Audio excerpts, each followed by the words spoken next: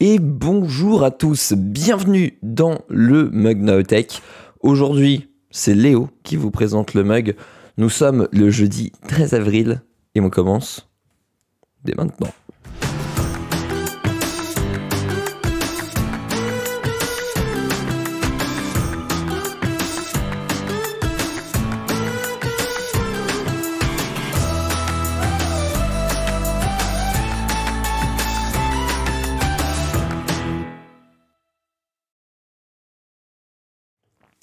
Bonjour à tous, salut Samuel. Oh, attendez, j'ai juste un deuxième onglet qui est ouvert. Voilà, sinon je m'avais en retour. Bonjour à tous, salut Olivier SG, salut Lelou Pix, salut Yves Cassel, salut Ugravis, salut Captain Boubil, salut Ben the Caméléon, salut Mediosam, salut Olek, salut Artelis, salut tout le monde, j'espère que vous allez bien.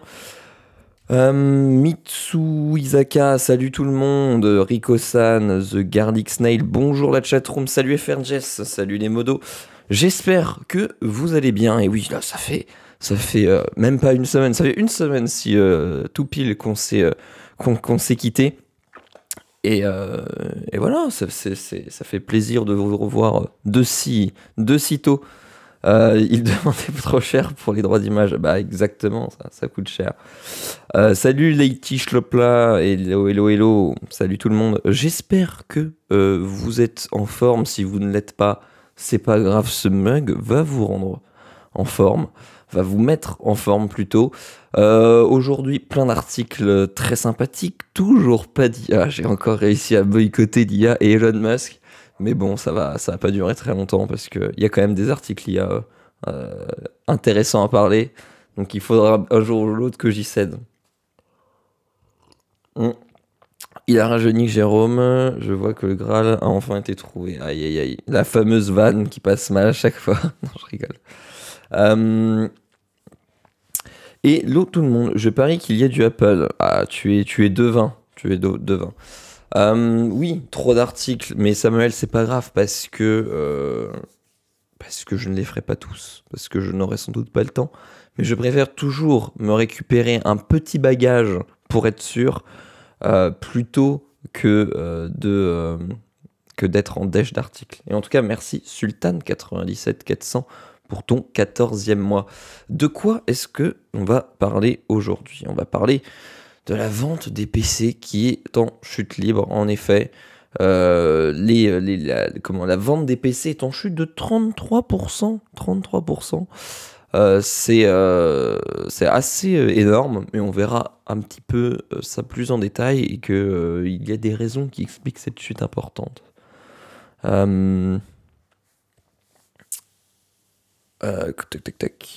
Qu'est-ce qu'il y a d'autre? On va parler aussi un petit peu d'iPhone 15, il faudra attendre l'iPhone 16, nous dit l'article. En effet, il y avait une nouveauté assez intrigante avec les boutons, je vous en dirai plus aussi un petit peu après, donc qui était vraiment une rumeur phare de l'iPhone 15 qui finalement ne serait pas présente sur l'iPhone 15 pour des raisons techniques et du coup ils ont dû faire un rétro-pédalage en dernière rescousse pour sortir l'iPhone 15 dans les temps.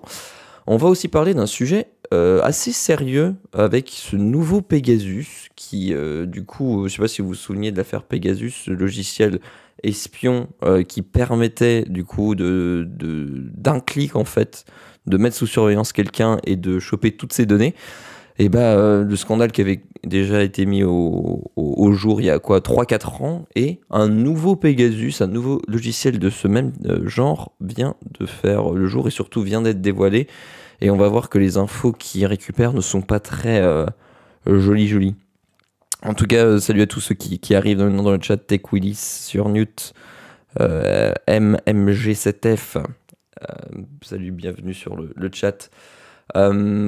On va parler vite fait de Windows 11 avec une fonctionnalité toute simple, mais qui, depuis des années, comme nous le dit l'article, 28 ans plus tard, une petite fonctionnalité très sympathique pour les utilisateurs de Windows. Et dès que j'ai vu l'article, je me suis dit, en fait, oui, c'est en effet une petite fonctionnalité très sympa.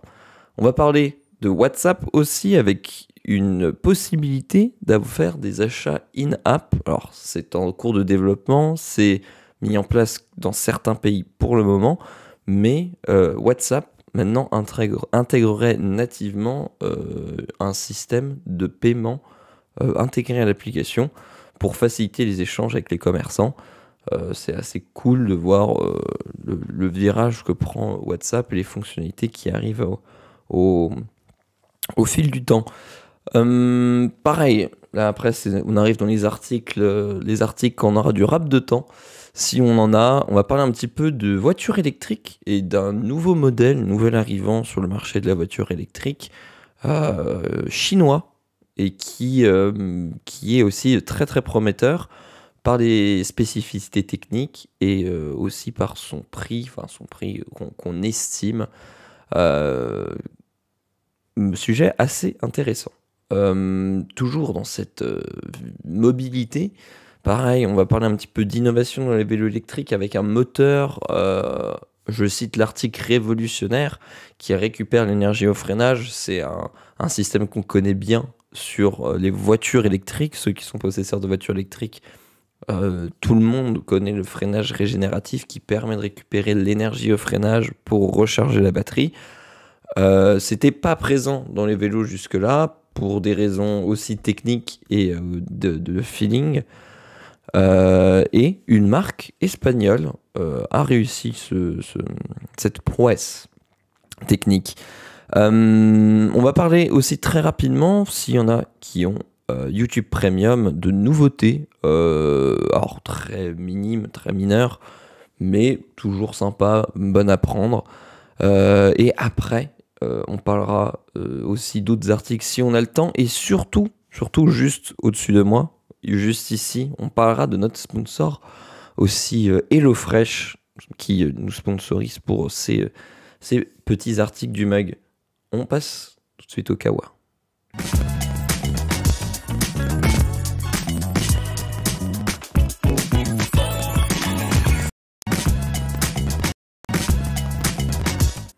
Et donc l'article que nous allons parler en premier, c'est la chute des ventes de PC, qui est en chute libre déjà depuis le 4e trimestre consécutif.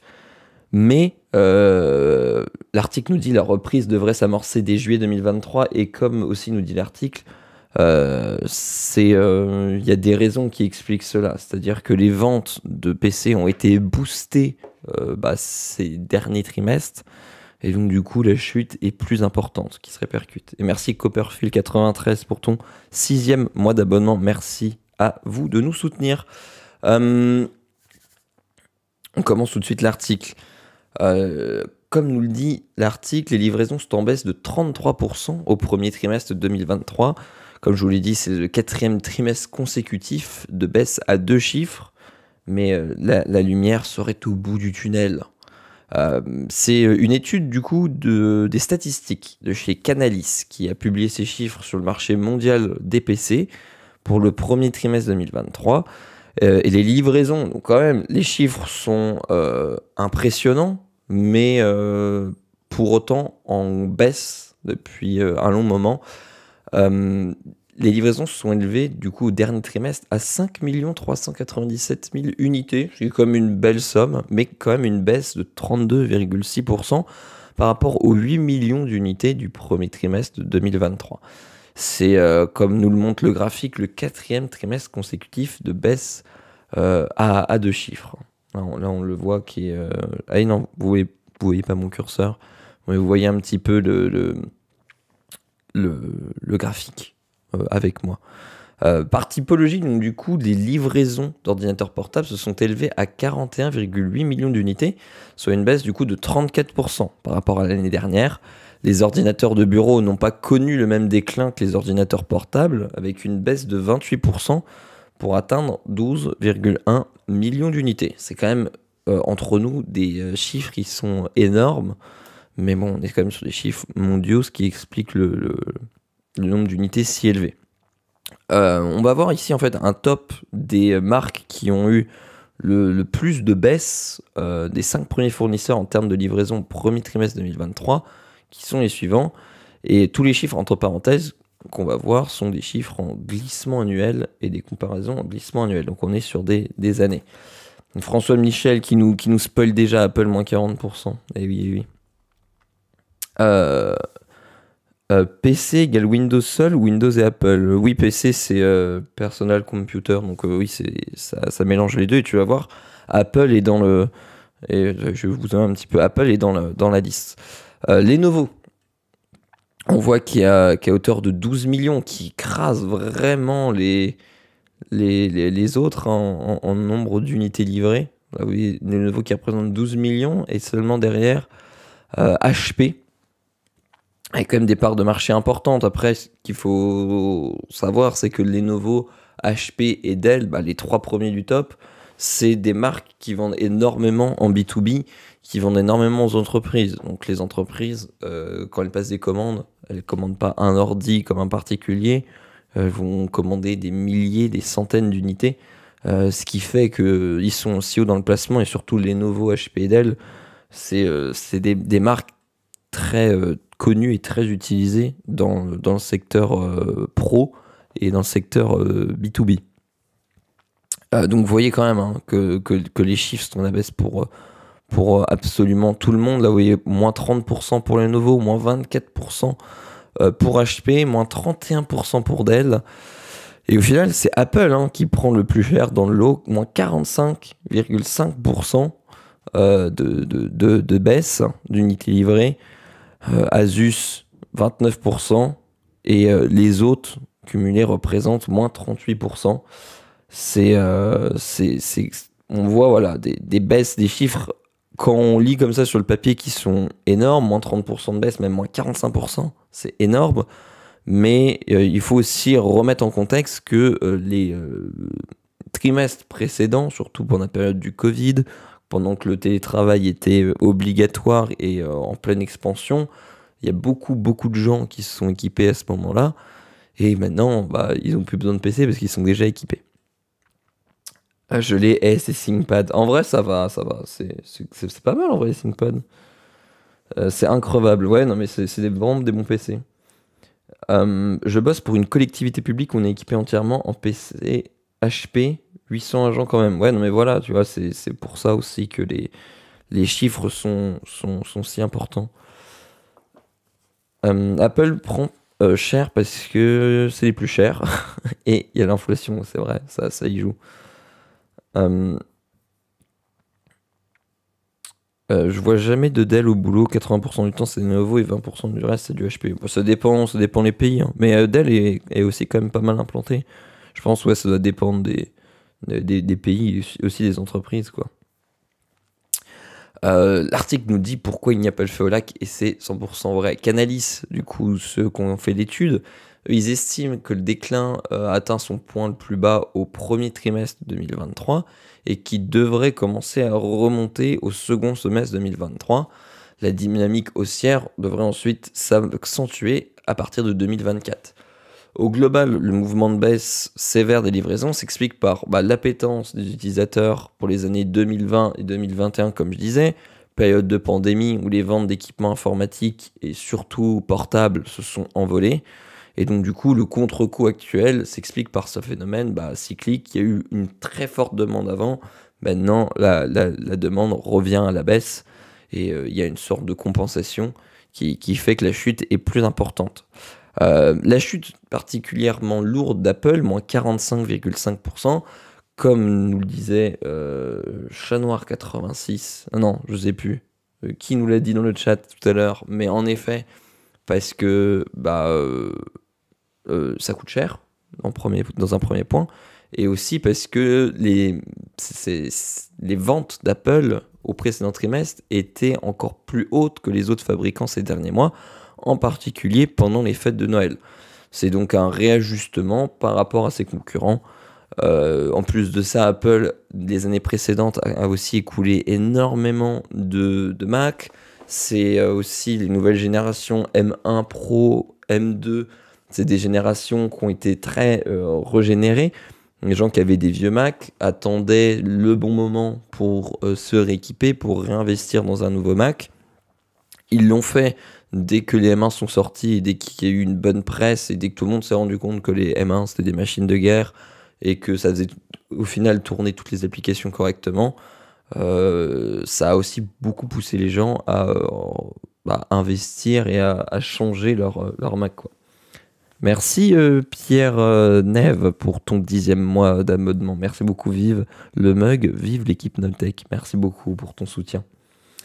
Mais oui, oui, depuis le M1, ça a beaucoup, beaucoup... ils en ont beaucoup écoulé, quoi. Qu'est-ce que vous dites dans le chat? Au boulot, j'ai eu Lenovo, Dell et actuellement un MacBook Pro M1. Le MacBook est clairement supérieur grâce à son autonomie. En second, je vais mettre le Lenovo car super clavier et le Dell en dernier parce qu'il n'avait rien pour lui. Après, Apple ne panique pas non plus, les ventes de Mac étant une petite partie du chiffre d'affaires. Merci l'iPhone.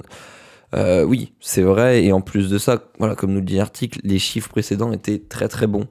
Et or, j'ai envie de dire, heureusement, on ne change pas non plus de Mac et de PC portable, que ce soit Mac ou pas. Un PC, on ne change pas très régulièrement normalement. Là où je pense, j'ai pas les chiffres, mais j'imagine déjà qu'un téléphone de cycle de changement d'un smartphone doit être déjà plus court qu'un PC. Et forcément, voilà, quand il y a eu le confinement, etc., télétravail, les gens ils se sont rendus compte que leur PC qu'ils avaient chez eux, il tournait mal, il était vieux, etc. Ils en avaient besoin pour bosser. Et même les entreprises qui ont aussi beaucoup équipé leurs employés pour travailler de chez eux, forcément les chiffres ont été vraiment extraordinaires, très très très hauts. Et donc forcément, ça se répercute maintenant. Il y a aussi un autre point qui y joue, c'est les tensions entre les États-Unis et la Chine, principal lieu de production des ordinateurs à date, qui pèse aussi sur l'avenir de l'écosystème. Cette pause dans la croissance et la demande devrait être l'opportunité de procéder à des changements de nombreuses usines, commençant à explorer des options de production en dehors de la Chine, expliquent les analystes d'IDC, qui, côté chiffres, s'alignent sur ceux de Canalys, rapport d'IDC qui était aussi en date du 9 avril, donc des rapports assez récents. J'adorais passer sur Mac au boulot, mais une bonne partie des logiciels métiers dans mon domaine ne sont pas compatibles, bien dommage. C'est le problème souvent dans des métiers pro, etc. Il y a certains logiciels hors créatifs, tout ce qui est métier créatif, t'as pas trop de problèmes, mais après quand t'as sur d'autres types de métiers, c'est pas le même problème. Il n'y a plus le petit feu. Je vous avais mis un petit feu d'ambiance comme d'habitude. Et le feu s'est coupé. Je pense aussi que cette baisse globale est du fait que Nvidia, qui avec les 4000 abuse sur les prix et ça refroidit pour changer de PC. Ouais, je suis pas d'accord avec toi. Je pense pas que ce soit vraiment lié à ça. J'ai le droit d'avoir un MacBook au boulot si je voulais, mais il faudrait refaire et gérer tous les codes avec les autres. Et comme ça fonctionne pas pareil et qu'il n'y a pas les mêmes softs, non merci. Tu m'étonnes que si tu es dans un écosystème où tu es le seul à avoir un Mac, c'est un petit peu galère. En tout cas, voilà. On voit que les chiffres sont quand même énormes. Mais pour autant, c'est pas non plus si inquiétant que ça. Et en plus de ça, ça s'explique.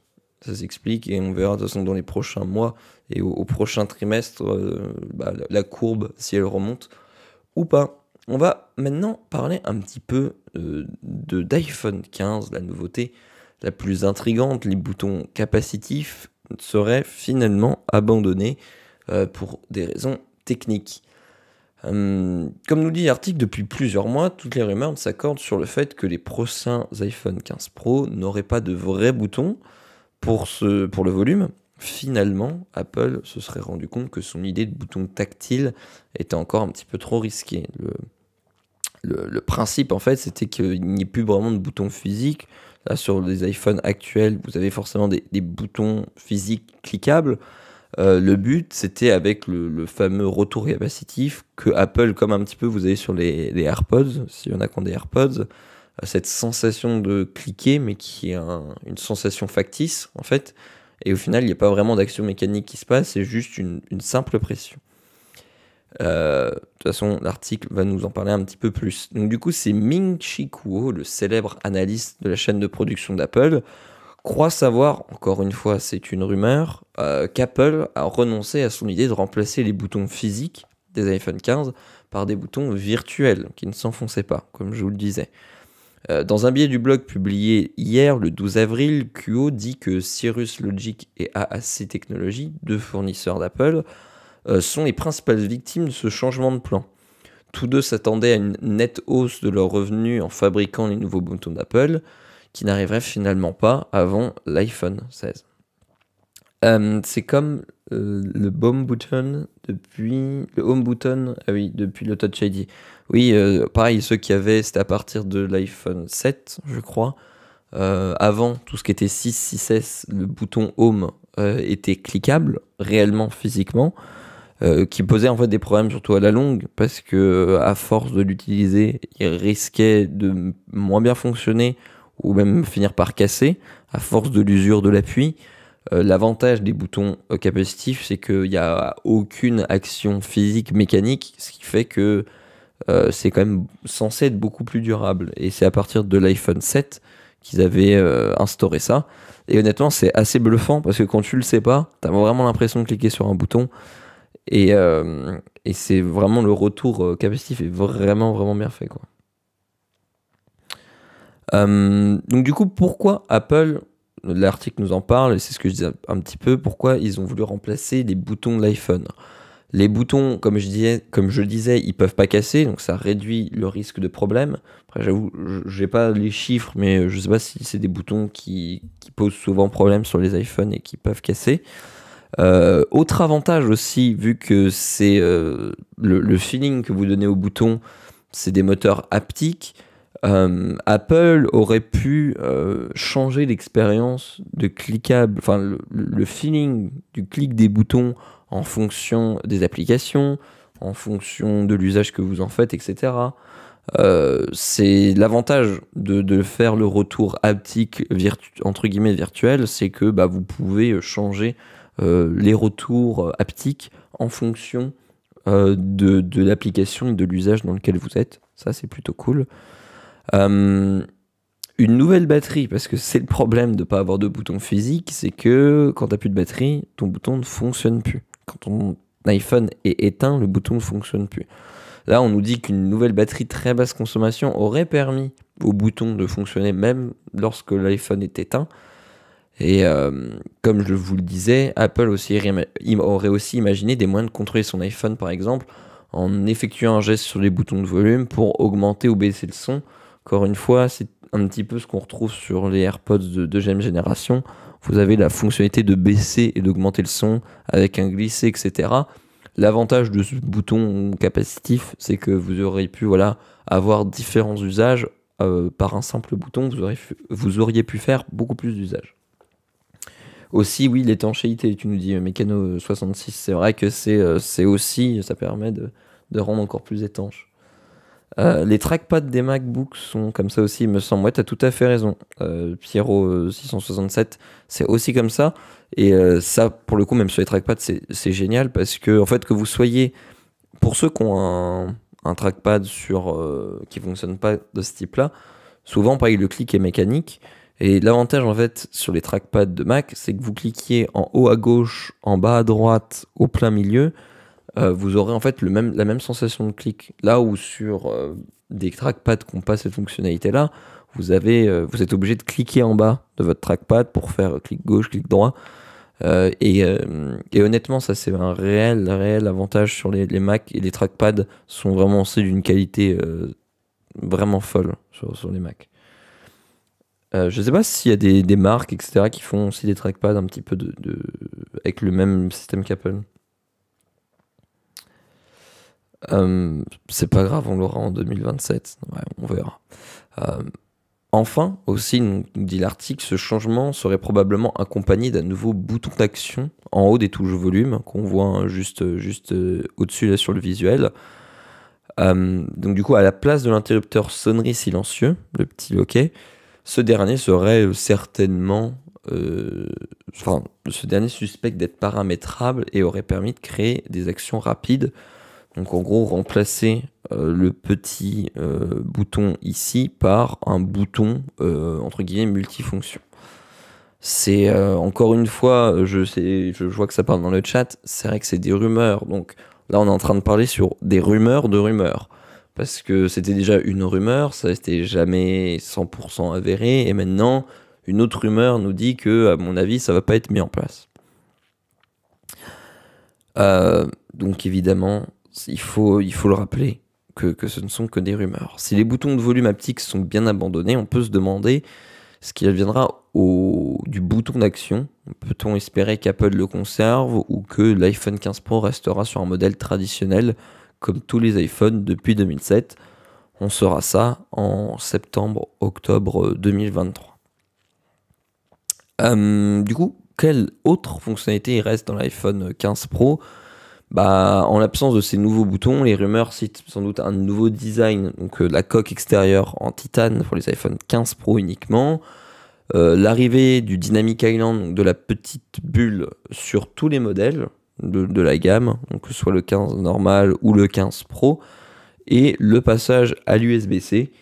Pour le moment, l'iPhone 15, on ne sait pas s'il y aura d'autres fonctionnalités ou d'autres grosses nouveautés. Du moins, des rumeurs qu'on en sait maintenant, les changements de l'iPhone 15 Pro et des iPhone 15 seraient minimes. J'imagine que la partie photo évoluera une fois de plus. Mais bon, on verra. Il faut attendre le jour J. Et de toute façon, dans les prochaines semaines, au fil des semaines, il y aura toujours des nouvelles rumeurs qui vont arriver, qui vont être, comment dirais-je, des fausses rumeurs certaines, d'autres des vraies rumeurs. On verra dans le temps. Un bouton paramétrable, ça aurait été cool. On aura tout ça en 2024, patience. Titane USB-C, nouvel appareil photo numérique, téléobjectif. Salut Electric Bike 45, salut, bienvenue sur le chat. Bienvenue sur le mug. Donc voilà, un petit peu. C'est vrai que ça aurait été sympa à voir après. Pareil, les boutons, c'est pas révolutionnaire, je sais pas aussi. Après, il faut toujours voir aussi ce qu'en fait Apple. Même Dynamic Island, hein, de base, toutes les rumeurs étaient sûres qu'il y allait avoir cette petite pilule en haut de l'écran.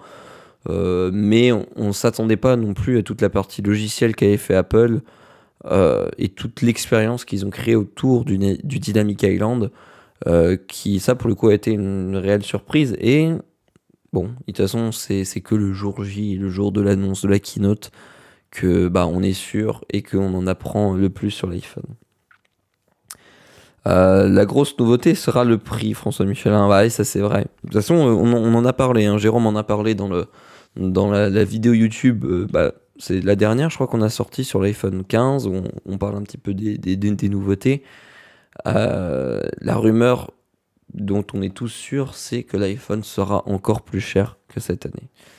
L'USB-C que pour le haut de gamme, il peut le faire. Non, USB-C, théoriquement, non, c'est sur toutes les gammes, hein. Que ce soit 15 ou 15 Pro, je sais pas s'ils garderont la version Plus. Et voilà, FRJS vous donne le lien de la vidéo dans le chat, si jamais ça vous intéresse, si jamais vous ne l'avez pas vu, qui est une excellente vidéo que je vous conseille. Prix de l'iPhone vers l'infini et au-delà. L'USB-C sera pour tous, mais bridé. Oui, alors après, c'est ce que les rumeurs disent. Dans tous les cas, bridé que pour certaines fonctionnalités. Ce qui est sûr, normalement, c'est que quand même, pour le charger, alors tu pourras peut-être pas le charger dans sa vitesse maximale, tu pourras peut-être pas transférer tes fichiers, etc. Mais ce qui est sûr, c'est que normalement, une charge avec un chargeur Power Delivery pourra charger ton iPhone quoi qu'il en soit. Donc normalement, ça devrait être bon. Encore une fois, on verra ça les jours de l'annonce. On va parler maintenant d'un sujet un petit peu plus sérieux et pour le coup qui n'est pas une rumeur. Donc du coup, ce nouveau Pegasus qui espionne des journalistes et des politiques. Pegasus, pour ceux qui se souviennent, c'est un logiciel espion israélien qui avait été révélé il y a de ça, c'était en 2020, je dis pas de bêtises, ou 2021, et qui avait révélé en fait que ce logiciel permettait juste en rentrant un numéro de téléphone, de mettre sur écoute quelqu'un sans aucune connaissance technique, et surtout que les informations récoltées étaient assez hard. Et là, on va voir qu'il y a un nouveau Pegasus, qui ne s'appelle pas comme ça, mais un nouveau logiciel donc du même type qui a été révélé, qui s'appuie en fait sur des failles zero day, donc des failles qui sont pas dévoilées ou pas du moins connues par les constructeurs, et ils utilisent du coup ces failles-là pour faire de l'espionnage. Donc du coup voilà, le nouvel logiciel espion israélien mis au point par l'entreprise Quadrim vient d'être découvert par des chercheurs qui le comparent au sulfureux Pegasus de NSO Group. Moins de 2 ans, voilà, hein, c'était il y a moins de 2 ans, après la révélation au grand public du scandale Pegasus, ce logiciel espion capable, sans clic, d'épier vos faits et gestes au travers de votre smartphone, un nouveau programme, également de conception israélienne, a été utilisé pour mener des missions d'espionnage à l'encontre de certains journalistes et de personnalités politiques. C'est ce que révèle le laboratoire canadien Citizen Lab à la suite de sa collaboration avec l'étude de menaces cyber de chez Microsoft, qui ont découvert l'existence de ce nouveau logiciel. Le logiciel en question, donc, du coup, Reind, je ne sais pas comment on le prononce, circule depuis le début de l'année dernière. Comme Pegasus, en fait, il aurait la capacité de prendre le contrôle de tout un smartphone à l'aide d'un procédé sans clic, c'est ça qui est le plus effrayant. Il n'est en tout cas pas le seul à être utilisé. Microsoft et Citizen Lab ont déjà identifié 5 victimes des logiciels espions de Quadrim seulement en Europe, en Amérique du Nord, en Asie centrale, en Asie du Sud-Est et au Moyen-Orient.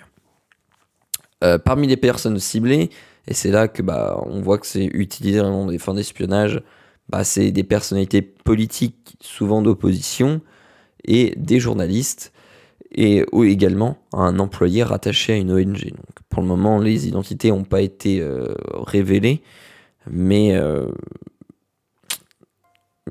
c'est quand même assez inquiétant.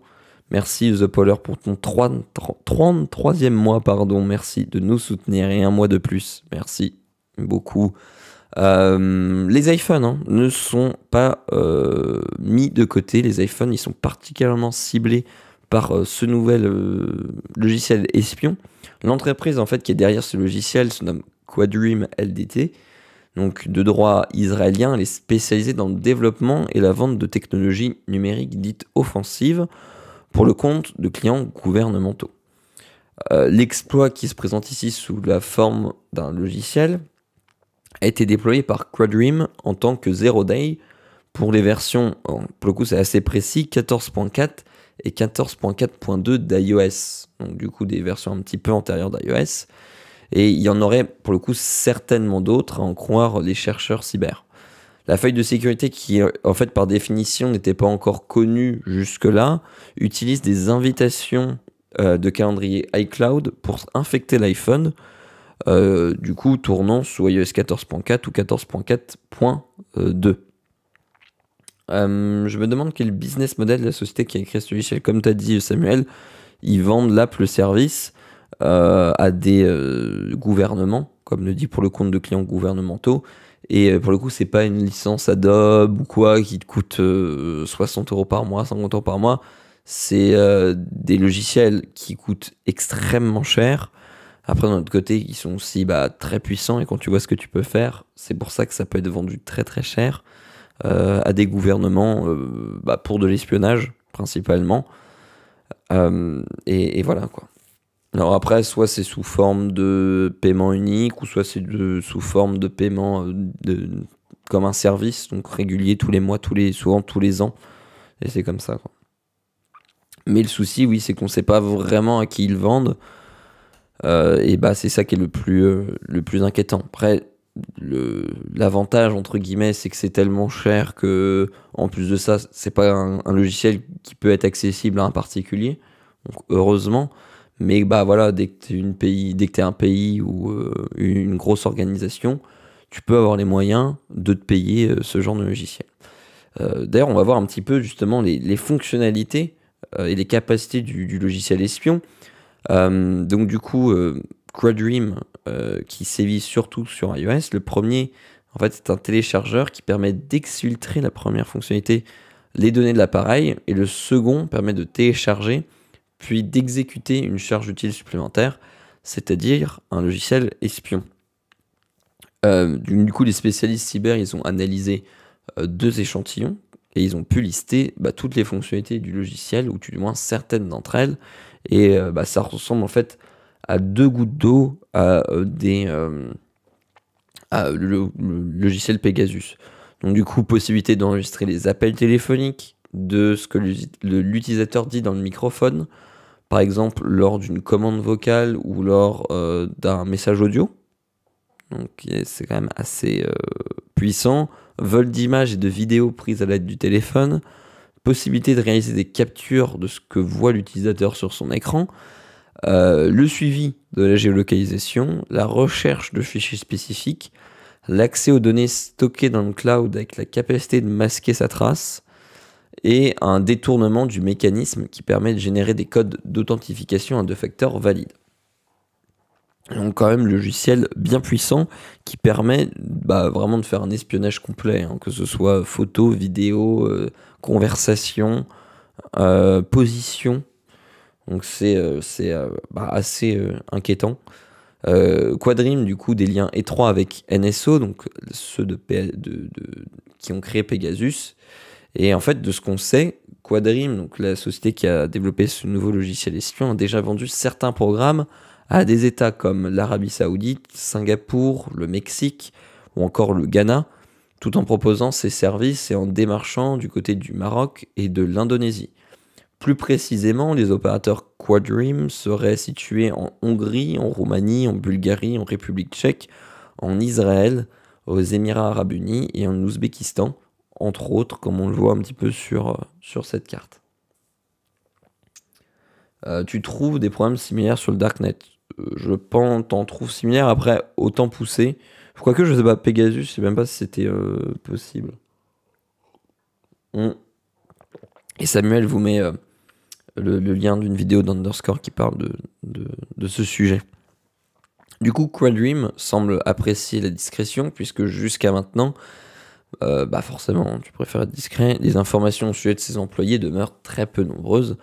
Cependant, 2 des cofondateurs de Quadrim, et au moins temporairement ex-actionnaires de cette entreprise, auraient auparavant travaillé pour le groupe NSO, donc la société israélienne qui avait développé Pegasus.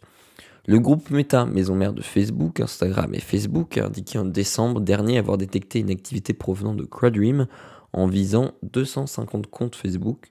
Ces derniers utilisaient apparemment les capacités de logiciels espions sur iOS et aussi sur Android. Voilà un petit peu sur ce nouveau logiciel espion qui, comme on peut le voir, a des fonctionnalités assez fatas et qui peut être utilisé souvent et qui en fait souvent 100% utilisé pour des fins pas terribles, donc espionnage et etc. Après, il y a toujours dans ces mêmes scandales. T'as à chaque fois, et si je dis pas de bêtises, je crois que c'était un petit peu le cas avec Pegasus, les États qui utilisent ça, qui se sont cramés, utilisent le prétexte de sécurité nationale, de protection, etc., pour se servir de ce genre de logiciel. Mais c'est ce qui avait été dévoilé dans Pegasus, quand il y avait une partie de la liste des cibles de Pegasus. Et on se rendait bien compte que les cibles en final n'étaient très souvent journalistes et très souvent des politiques, et souvent des politiques du parti concurrent de l'État actuel. Comment s'appliquent les lois de protection de la vie privée sur ce genre de société? Oula, alors là, c'est il y en a pas qui s'appliquent. Alors après, tu vois, ils sont c'est quoi leur titre? La société Quadrim. Voilà, développement et vente de technologies numériques offensives. Donc, tu vois, c'est très flou, et oui, il n'y a pas de loi là-dessus parce qu'il n'y a rien de légal là-dedans. De toute façon, tout le monde espionne tout le monde. Et la France aussi, oui, non mais exactement, mécano. C'est sûr qu'il faut pas non plus taper sur les autres, parce que, enfin oui, l'espionnage, ça fait partie de Bah oui, c'est omniprésent et tous les pays font de l'espionnage et je vais pas dire encore heureux, mais enfin, s'il y avait des pays qui faisaient pas d'espionnage, t'es un peu le dadon de la farce. En France, pendant les manifestations, les logiciels sont aussi utilisés. Mm. C'est avéré ça, LNSAR 69? Parce qu'après, oui, c'est aussi le souci, c'est souvent le souci de ce genre de logiciel, c'est à quel point on les utilise et tous les débordements qu'il peut y avoir avec. Et quand tu l'utilises pour du terrorisme, pour des choses très graves et de sûreté nationale, ça a un sens. Et t'es OK pour qu'on utilise ce genre de technologie pour aider à combattre ça. Par contre, après, quand c'est utilisé sur, quand il y a des abus, là, c'est là qu'est le problème. Et c'est le souci qu'on a toujours, c'est qu'en fait, à moins qu'il y ait une faille, à moins qu'il y ait un leak, on ne sait jamais vraiment à quel point ces logiciels-là sont utilisés. La seule différence, on s'offusque quand ça devient officiel, mais tout le monde le fait, c'est le nerf de la guerre, oui, mais évidemment. De toute façon, l'espionnage, c'est une grosse part de la défense d'un pays. Enfin voilà, je trouvais ça intéressant, même si j'espère que ça ne concerne pas certains d'entre vous, de parler un petit peu voilà, d'un nouveau Pegasus. Et de toute façon, je pense que maintenant qu'on a la connaissance de l'existence de ce logiciel, je pense que là, voilà, l'article date d'hier. Je pense que dans les prochains mois, on entendra encore parler et on va en apprendre, je pense, un petit peu plus. C'est le souci, hein, c'est que dès que ça commence à être cramé, dès qu'après on commence à connaître un petit peu les failles, là voilà, on sait que c'est des téléphones, souvent du moins pour le moment, soit iOS 14.4 et 14.4.2. Maintenant, ça va permettre de rechercher d'autres téléphones qui seraient potentiellement infectés par ce logiciel espion. Voilà, je trouvais ça intéressant. On va passer sur un article d'une rapidité extrême, mais je trouvais aussi intéressant d'en parler. De Windows 11, 28 ans plus tard, Microsoft modifie la fonction de la touche imprime écran. Pour tous ceux qui ont un PC sous Windows, vous avez forcément votre touche imprime écran que vous connaissez depuis 28 ans. Ça fait une éternité que cette touche existe. Et en fait, imprime écran, c'était une capture totale de l'écran quand on cliquait dessus. Et à partir donc du coup là maintenant d'une dernière version de Windows 11, cette fonctionnalité, cette touche permet de faire de nouvelles choses. Alors je vois déjà dans le chat JPEG au kilomètre qui nous dit CTRL Maj S. Évidemment, tu avais des raccourcis clavier qui permettaient d'arriver aux mêmes fins. Mais là, je trouve que c'est quand même plus simplifié. Tu as une touche qui est prévue pour. C'est quand même plutôt cool. Donc Microsoft qui a modifié la fonction de la touche impression sur le clavier. Jusqu'à présent, comme je vous le disais, elle permettait de prendre une capture entière de l'écran. Elle gagne désormais en fonctionnalité. Introduit donc du coup avec l'introduction de Windows 11, Microsoft a changé la manière dont les utilisateurs sont censés créer des captures d'écran. La touche d'impression prend une capture disponible dans le presse-papier. En revanche, il y a aussi une combinaison, comme nous disait JPEG au max, Windows Maj S qui permet d'ouvrir un outil d'outil capture. Comme on l'explique dans cet article, l'outil de capture d'écran est bien plus complet en fonction. Et donc du coup, depuis la dernière version, pour le moment bêta de Windows 11, donc développée sur les bêtas de ceux qui ont Windows Insiders, la fonction imprime écran était modifiée. Au lieu de prendre une capture entière de votre écran, l'appui de la touche va directement vous ouvrir l'outil capture d'écran qui en fait va vous permettre, comme vous voyez, de resizer et de sélectionner que ce que vous voulez capturer. En vrai, c'est une fonctionnalité très simple. Je pense dans le chat, il y en a plein qui vont me dire mais oui, mais moi je faisais raccourci clavier, etc. Mais en vrai, je trouve que c'est quand même plus simple. Tu as juste à cliquer sur un bouton et même pour ceux qui connaissent pas les raccourcis clavier, etc., ça fluidifie quand même l'expérience. Combien de fois je vois des gens qui font imprime écran, qui ensuite de ça collent leur capture d'écran et la rognent dans leur logiciel. Là, l'avantage, c'est que ça te permet l'outil capture qui est quand même pas mal sur Windows. Voilà, tu vas pouvoir sélectionner vraiment la zone que tu souhaites, même annoter, etc. C'est plutôt cool. C'est pas trop tôt, ça fait 10 ans au moins qu'on fait ça sur Mac.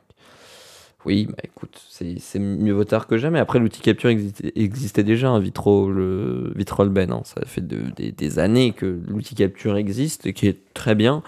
Là, en fait, la seule chose que la dernière bêta de Windows 11 apporte, c'est d'ouvrir l'outil capture en cliquant sur la touche dédiée. Ouais, c'est ce que j'ai fait dans Paint, Nicolas, sympa. C'est déjà une option qu'on pouvait modifier, mais que ce soit le comportement par défaut, en vrai, c'est ouais, exactement. C'est ça, sinon tu avais obligé de mettre des macros, des machins, etc. L'avantage, c'est que c'est, entre guillemets, grand public. Je tapais ciseaux sur la barre de recherche Windows, j'avoue que c'est pas mal ce qu'ils font. Arplune. Bah après, comme dit, hein, sinon t'avais le raccourci clavier Windows Maj S qui te permettait d'ouvrir directement. En vrai, voilà, c'était une petite info futile, mais en vrai que je trouve plutôt cool. En fait, en faisant un prime écran, ça me fait la capture et l'envoie directement sur OneDrive. Eliav, toi, c'est toi qui l'as configuré comme ça, du coup, j'imagine. Mais voilà, je trouve que ça fluidifie un petit peu l'expérience dans Windows. Et en vrai, je trouve que Windows rattrape pas mal son... Alors, je vais pas dire rattrape son retard, parce que c'est différent. Mais franchement, ça prend une bonne tournure. Et je trouve que les fonctionnalités qui arrivent là en ce moment sur Windows 11, etc., c'est c'est plutôt cool. Franchement, je trouve qu'ils en font un vrai bon système d'exploitation. Sur Mac, en raccourci clavier, c'est easy, Shift Command 3, 4, 5, sachant que tu peux faire des captures vidéo. Ça marche sur Windows. Alors, tu peux pas faire de capture vidéo, je crois, avec l'outil capture. Après, je crois que tu as d'autres logiciels déjà intégrés à Windows qui permettent de te le faire. Son retard et sinon l'accrochage fenêtré sur Mac. C'est pour ça que je me suis repris JPEG au kilomètre et que j'ai pas dit retard. Ouais, peut-être Xbox Bar, ouais, c'est peut-être un truc comme ça. Enfin voilà, c'est une petite fonctionnalité très cool dans Windows 11 et je trouvais ça assez sympa de vous la partager. Maintenant, on va parler de WhatsApp. Vous pourrez bientôt utiliser WhatsApp pour payer des commerçants. En effet, WhatsApp, donc du coup, commande détenue par Meta, société mère de Facebook, a introduit une nouvelle fonctionnalité qui permettra aux utilisateurs de payer les entreprises directement par le biais de l'application. Et ça, c'est plutôt cool. Je lis d'ailleurs un petit peu vos commentaires juste avant. Moi, je découvre Windows 11, j'ai monté mon PC hier. Ah, bah, ça c'est cool. Windows 11, c'est très bien, on a les onglets dans l'explorateur de fichiers, c'est la folie. Ok, c'était cool de voir vos petits retours sur Windows 11. Donc, dans un message publié sur Facebook, Mark Zuckerberg, PDG de Meta, a annoncé le déploiement d'une nouvelle fonctionnalité qui permettra aux utilisateurs de payer les entreprises locales directement dans un chat WhatsApp. Cette initiative devrait offrir aux utilisateurs une expérience de paiement transparente et sécurisée, leur permettant d'effectuer des achats de bout en bout dans l'application. Selon WhatsApp, la nouvelle fonctionnalité sera disponible pour un petit nombre d'entreprises dans un premier temps, avec un déploiement plus large prévu dans les mois à venir. Comme souvent avec les nouvelles fonctionnalités WhatsApp, on s'attend à ce que le déploiement soit très lent. Pour le moment, ce n'est disponible qu'au Brésil. Ça prend un petit peu le chemin. Alors, ceux dans le chat, il y en a peut-être qui connaissent un petit peu mieux, mais tout ce qui est WeChat, WePay, etc., si je dis pas de bêtises, il y a déjà ces fonctionnalités-là de paiement in-chat. Et donc là, WhatsApp fait un petit peu la même chose.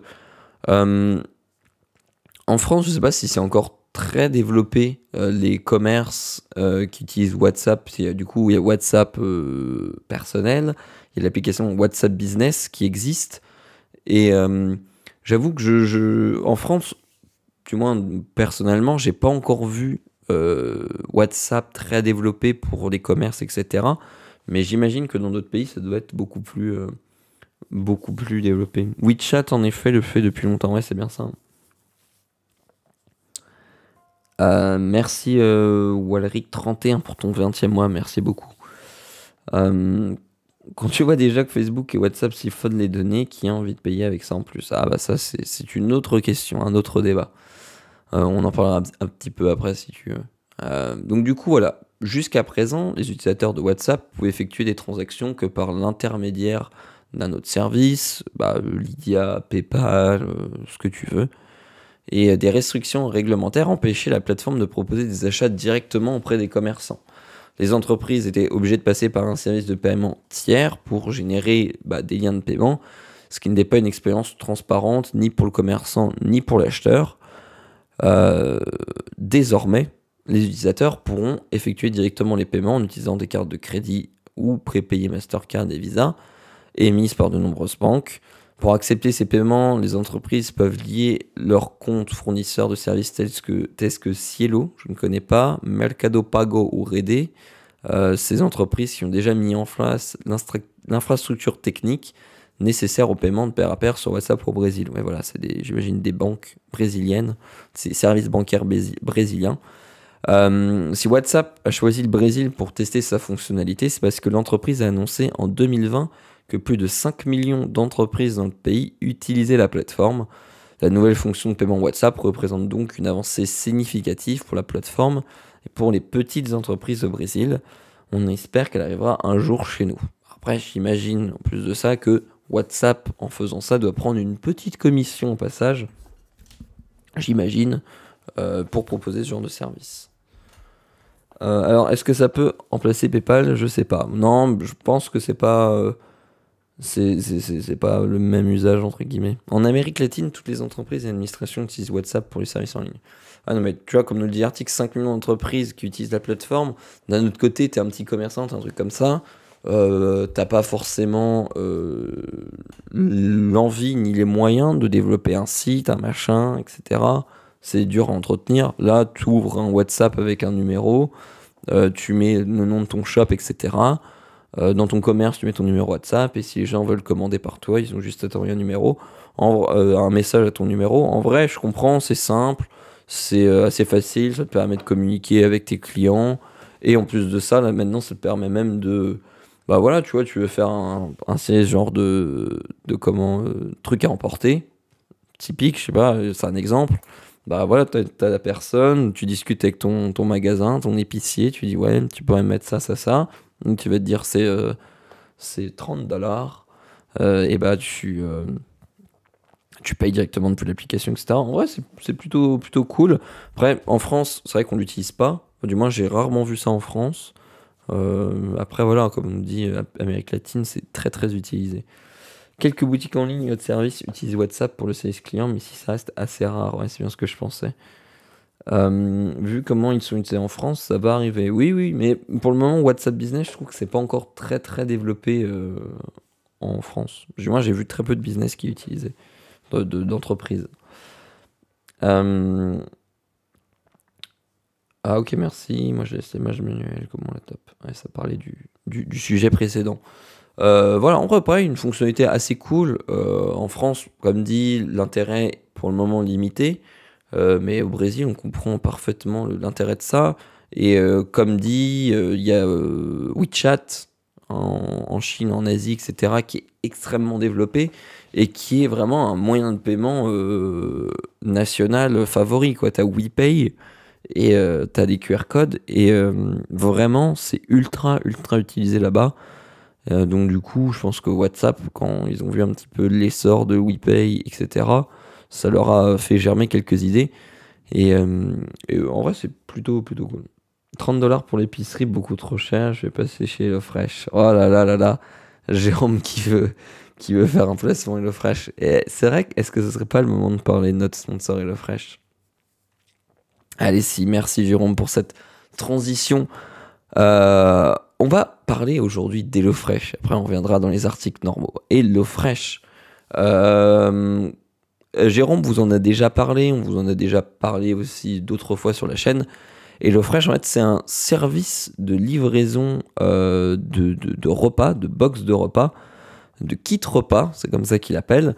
Et donc, en fait, vous pouvez à partir donc, du coup d'un minimum de 3 repas. Jérôme va vous expliquer, vous a déjà expliqué et vous le réexpliquera demain la petite astuce pour ne permettre que d'avoir 2 repas par semaine. Et en fait, c'est vraiment génial HelloFresh pour le coup quand t'as pas envie de te prendre la tête. Parce que en fait, t'as plus besoin de te faire suer à faire les courses et au-delà de faire les courses, plus besoin de réfléchir à qu'est-ce que tu veux manger.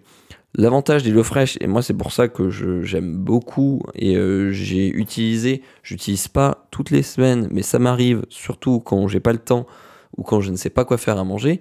Moi mon problème c'est que quand je vais en course, je sais pas qu'est-ce que je vais prendre et donc du coup je prends toujours les mêmes choses et je cuisine toujours les mêmes choses par solution de facilité.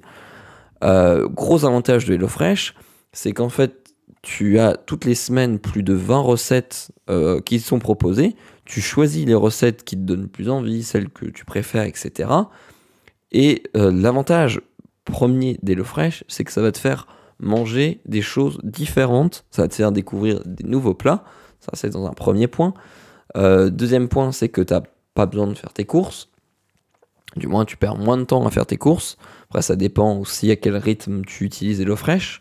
Mais en vrai, c'est quand même plutôt cool. Et dernier point, et là aussi qui est aussi je trouve très cool, c'est qu'en fait en cuisinant des nouvelles recettes, ça va t'apprendre des nouvelles techniques, des nouvelles façons de cuisiner, des nouveaux assaisonnements, des nouvelles manières de cuisiner, des nouvelles techniques. Et ça en vrai c'est quand même plutôt cool. Pour ceux que ça intéresse, vous pouvez faire point d'exclamation HelloFresh dans le chat. Vous avez sinon aussi notre code POGHELLO FR9326. Et ça peut vous permettre, si vous êtes nouveau client HelloFresh, jusqu'à 85 € sur vos 4 premières box HelloFresh. Attendez, je vais vous le mettre hop, juste ici. Voilà. Ça, vous verrez un petit peu comment ça se présente. Vous voyez ici, donc c'est à partir donc, de 2 personnes minimum. C'est le seul problème, entre guillemets, d'HelloFresh, c'est que si vous êtes seul, il n'y a pas d'offre seule d'HelloFresh. Après, pour moi, j'ai une technique pour HelloFresh et que je trouve plutôt pas trop mal. C'est que quand vous avez du coup des portions pour 2 personnes, vous cuisinez, imaginons que vous avez 3 repas, vous cuisinez votre premier plat avec HelloFresh, imaginons le midi. Ensuite, donc vous avez des restes, vous gardez vos restes au frais. Le soir, vous cuisinez votre deuxième plat HelloFresh, vous mangez, vous gardez vos restes. Comme ça vous permet le lendemain midi de récupérer vos restes de la veille. Et ça permet en fait, je trouve, de tourner assez facilement sur différents plats. Et ça évite de manger 2 fois de suite la même chose. Et en vrai, moi honnêtement, c'est ce que j'avais fait quand j'avais testé HelloFresh. En fait, je cuisinais mes plats à chaque fois en entier. Et je mettais des restes. Et après, je remangeais des restes à un autre moment de la semaine. Et il y a du végétarien oui, sur HelloFresh, mais pas de vegan. Et voilà, vous voyez ici en fait les réductions que vous pouvez avoir. Donc vous avez jusqu'à 25 € de réduction sur votre première box. Ensuite, 15 € de réduction sur vos 2 prochaines box et 10 € de réduction sur votre dernière box. Et honnêtement, vraiment, pour ceux qui n'ont pas envie de se prendre la tête, HelloFresh, c'est très bien, c'est très bon et c'est plutôt très cool. Pour ceux que ça intéresse, comme j'ai dit, vous avez le lien dans le chat. On pourra en reparler en fin d'émission. Voilà, perso, j'avais même testé en live sur Twitch, parce que j'avais fait aussi une sponsor HelloFresh. Et honnêtement, hors sponsor, etc., c'est très très cool. 2 points, 3 points qui sont un petit peu moins cool avec HelloFresh, c'est que, alors la livraison, vous avez le choix des créneaux. En fait, les créneaux en pleine journée ou en début de journée, c'est gratuit. Quand vous changez des créneaux pour un autre moment de la journée, le soir, etc., vous avez des frais supplémentaires de, je crois, 2-3 €. C'est pas excessif. Mais déjà, quand vous voulez modifier l'heure de livraison, vous avez des frais supplémentaires. Deuxième point, quand vous avez un petit frigo, personnellement, j'ai un petit frigo, j'ai pas un frigo entier, en fait, ça prend de la place.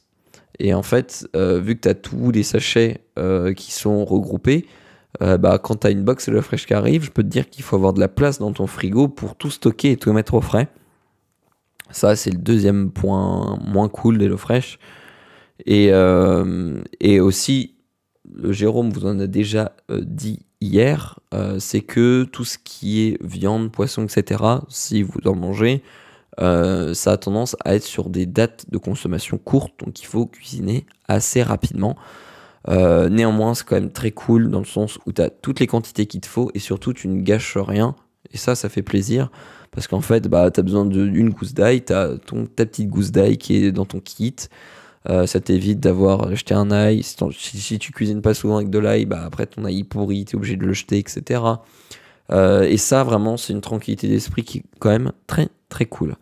Comme me le rappelle Jérôme aussi, la promo elle finit fin de semaine, elle finit le 17 je crois, un truc comme ça, même un petit peu avant, ça va être le 16.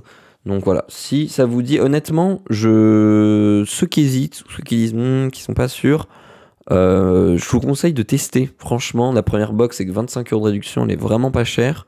Rien ne vous empêche de résilier juste après, hein. Vous pouvez résilier juste après. Et honnêtement, je vous conseille de tester si vous êtes curieux. Parce que c'est vraiment cool. C'est un truc de parisien, nous dit Paul Star. Pas du tout, en vrai, pas du tout. Même pas dans une ville, même dans la campagne, etc. Ça peut être vraiment cool HelloFresh. Et justement, ça peut te permettre aussi d'avoir accès à certains produits que tu pourrais pas avoir. Surtout quand tu as des plats un petit peu, entre guillemets, exotiques, des plats asiatiques, etc. Où tu as des condiments ou même des aliments, etc. que tu trouves que par exemple dans des épiceries spécialisées. Honnêtement, HelloFresh, c'est vraiment cool pour ça. Donc honnêtement, je trouve pas que ce soit que réservé aux Parisiens, loin de là. Voilà en tout cas pour HelloFresh. Si vous avez des questions sur HelloFresh, n'hésitez pas. On en reviendra en fin de live. Je pourrais un petit peu vous en parler. Un peu plus en détail de mon expérience. En tout cas, on les remercie de nous soutenir et on remercie aussi ceux qui utilisent HelloFresh. Justement, ils te livrent quand t'habites dans un trou à la campagne. Bah, pareil, tu peux choisir alors, des fois, je crois que les créneaux sont un petit peu plus limités, mais même en campagne, en fait, ils livrent vraiment dans toute la France. Et tu as aussi des créneaux, par exemple, le samedi, pour les gens qui ne seraient pas dispo, en semaine, etc., même tard, tu peux aussi te faire livrer le samedi. Et en vrai, c'est plutôt cool. Et tu vois, si tu es là le samedi, tu peux réceptionner ta box HelloFresh de la semaine. Après, il suffit de trouver le bon moment. Ouais, c'est Chronopost qui livre, enfin, Chronofresh, du coup, des Chronopost réfrigérés. Clairement pas. Ma mère, en campagne profonde, n'a accès à aucune variété en magasin et elle adore HelloFresh rien que pour la variété. Ouais, exactement, c'est ce que je disais. Tu vois, c'est plutôt cool. On arrive déjà à pas avoir de la 4G. Deck pour des recettes spéciales, mais d'après mes connaissances qui ont testé, la qualité est juste correcte. Alors après, je vais pas te dire que toutes les recettes HelloFresh sont des bangers, mais de l'expérience que j'ai faite, moi j'ai déjà pris 3 box HelloFresh, un truc comme ça. Même 4 peut-être, depuis que j'avais testé tout début d'année. Et honnêtement, j'ai jamais été déçu, hein. Il y a jamais où je me suis dit, c'est pas terrible. Franchement, c'est plutôt bon. Il y a des plats où je me suis dit, ça c'est vraiment bon. D'autres où je me suis dit, ouais, c'est cool. Mais honnêtement, non, les recettes sont vraiment, vraiment, vraiment cool. Bref, je vais pas m'attarder un peu plus sur HelloFresh. Comme dit, il y aura les cornfac en fin d'émission, si vous voulez qu'on en parle un peu plus en détail. Aujourd'hui, je vais vous parler du coup d'une voiture électrique, la concurrente de la Tesla Model 3 qui arrive enfin avec une fonction inédite. Et ce concurrent, c'est un groupe chinois, Geely, très marrant à prononcer, vient de lever le voile sur la nouvelle voiture électrique Zeekr X, destinée notamment à l'Europe.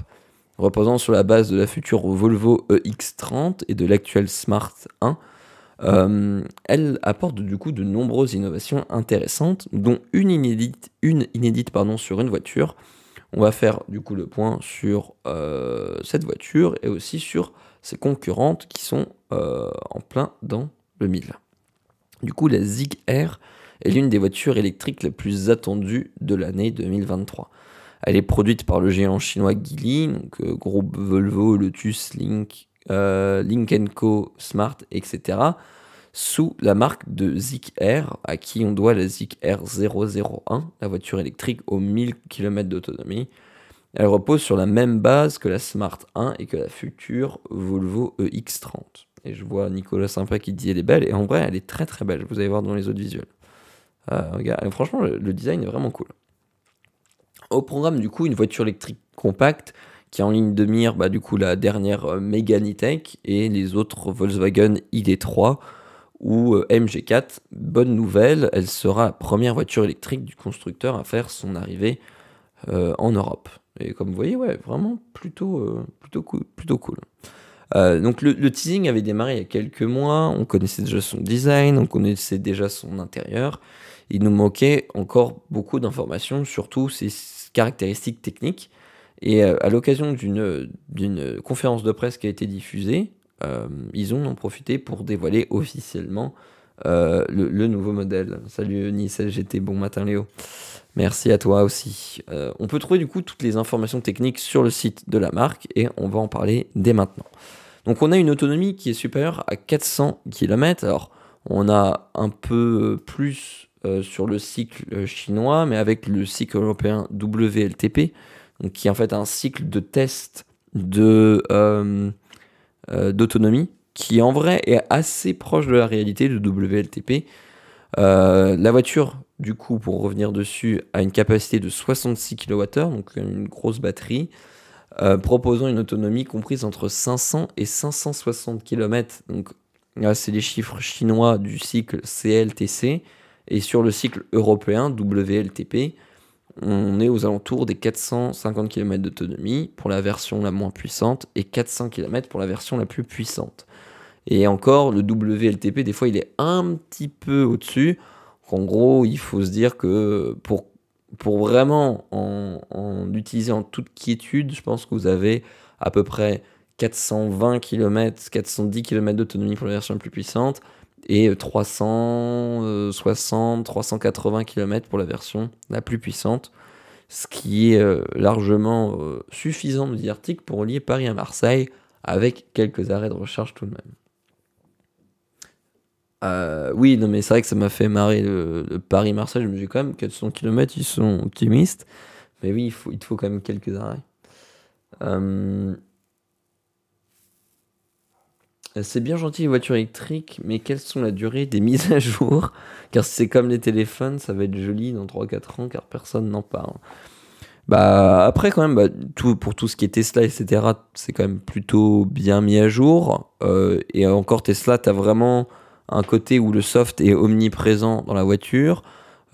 Après, par exemple, pour les Megane E-Tech, eux, c'est en collab avec Google et Android. C'est un système Android Auto qui est intégré sur les Megane E-Tech. Donc, pareil, ça peut être quand même maintenu par Google. Après, tu sais, que ta voiture soit électrique ou non, t'as des voitures, que ce soit du groupe PSA, etc., où le soft intérieur, le soft multimédia qui est intégré à ta voiture, il n'est jamais mis à jour, tu vois. Ou peut-être mis à jour une fois ou deux, mais c'est vraiment pas maintenu dans le temps. Voilà un petit peu un autre visuel de la voiture, franchement, qui est très très très joli. J'aime beaucoup le design. Et donc du coup, niveau spec technique, donc il y a deux versions. Il y a la version propulsion et la version intégrale. Version propulsion, c'est 200 kW de puissance, donc un équivalent de 271 chevaux, un couple de 343 Nm. Donc, elles sont toujours, les voitures électriques sont quand même très coupleuses, avec un 0 à 100 en 5,8 secondes, qui est déjà très honorable. Et la version à transmission intégrale, 4 roues motrices, 2 moteurs, elle a 315 chevaux. Pardon, excusez-moi, non, c'est combien? C'est 428 chevaux, pardon. Ça doit être 315 kW. Pardon, je pense qu'il y a une erreur dans l'article, excusez-moi. 315 kW, équivalent de 428 chevaux, et 543 Nm de couple, qui fait un 0 à 100 en 3,7 secondes. Là, tu te retrouves direct dans Europa Park. On entretient où la Geely? chez Volvo. Sûrement, ouais, je pense dans un magasin, enfin un réparateur, un garage partenaire Volvo du même genre. Et tu sais, par exemple, pour tout ce qui est Tesla, etc., soit tu as des Tesla Center, ou sinon tu as Tesla Mobile Service, je crois que ça s'appelle comme ça, ou un truc du genre. Et où du coup, en fait, c'est le technicien qui se déplace directement chez toi. Après, le SAV Tesla est loin d'être le meilleur, attention. Il y a des bonnes expériences, mais aussi de très mauvaises expériences. Euh, il va falloir se pencher sérieusement sur l'image de sécurité des voitures, ELEC ou pas. Oui, mais clairement, surtout, et d'ailleurs celle-là, et on va en parler après, celles qui ont des fonctions de pilote automatique, ou du moins de pilotage assisté, parce que c'est pas vraiment pilote automatique. Là, c'est vrai que ça pose un vrai problème s'il y a des failles de sécurité. Pour comparer un petit peu au marché, la Tesla Model 3 Performance, donc aussi le modèle avec deux moteurs, réalise le même exercice en 3,3 secondes et la Smart Brabus en 3,9 secondes, qui a d'ailleurs quelques problèmes de tenue, nous dit l'article. Le freinage de 100 à 0 est annoncé en 34,5 mètres. Toutes les versions sont livrées du coup avec une pompe à chaleur. Donc ça, Tesla l'a mis en place aussi il y a un an ou deux sur ses dernières modèles 3. Maintenant, c'est sur toutes les modèles, sur tous les modèles Tesla, et qui permet du coup d'améliorer l'autonomie en hiver, ainsi que la charge bidirectionnelle V2L, ça je ne connaissais pas, qui permet de brancher des appareils électriques alimentés par la batterie. En gros, la pompe à chaleur, pour ceux qui demandaient ce que c'est, ça permet du coup, pour tout ce qui est du réchauffer, etc., même pour le chauffage intérieur, ça fonctionne comme des pompes à chaleur que vous avez chez vous. Ça va récupérer des calories dans l'air, et avec la pompe à chaleur, du coup, va récupérer des calories pour permettre de chauffer l'intérieur. Ça consomme moins que d'avoir une simple résistance qui chauffe tout simplement. Et ça permet, du coup, du fait que ça consomme moins, comment de garder un peu plus d'autonomie. Savoir aussi que au-delà du chauffage à l'intérieur, des fois la pompe à chaleur sert aussi pour réchauffer la batterie. Ça c'est le cas chez Tesla et même chez d'autres constructeurs, mais Tesla est très fort là-dedans. Quand vous mettez par exemple sur votre GPS Tesla un supercharger, donc un chargeur Tesla, il va, si la batterie n'est pas assez chaude, la préchauffer, la faire monter en température pour qu'elle soit à bonne température pour permettre de charger très vite et avec des grosses puissances dès le début. Et voilà à quoi ça sert. Niveau dimension, on est sur les dimensions d'une Peugeot 3008, 4,45 mètres en longueur, 1,83 mètres de largeur et une hauteur de 1,57 mètres. Un empattement de 2,75 mètres. Bref, là on est dans les détails. À l'intérieur du coup de l'habitacle, c'est là que ça nous intéresse un petit peu plus sur les technologies. Il y a un grand écran, enfin quoique non, 8,8 pouces, qui joue le rôle de combiné d'instrumentation, et un deuxième écran, la plus intéressant, de 14,6 pouces pour l'infodivertissement, et une option permet même de le rendre électrique afin de pouvoir déplacer en face du siège passager, pardon. L'ensemble est basé sur du Snapdragon 8155 de Qualcomm. Un affichage tête haute de série est également de partie, d'une taille de 24,3 pouces. Donc on voit un petit peu l'intérieur. Et c'est vrai que c'est marrant de voir des processeurs de smartphones, etc., qui apparaissent maintenant dans les voitures. Entre les deux sièges avant, on trouve console centrale, accoudoir, bref, on n'est pas là non plus pour vous faire un article auto. Intérieur quand même assez sympa, hein. L'écran central ressemble énormément aux écrans de Tesla. Cependant, là quand même gros avantage, c'est que on a un affichage central pour le conducteur avec les infos, là où sur les Tesla, tout est sur l'écran principal.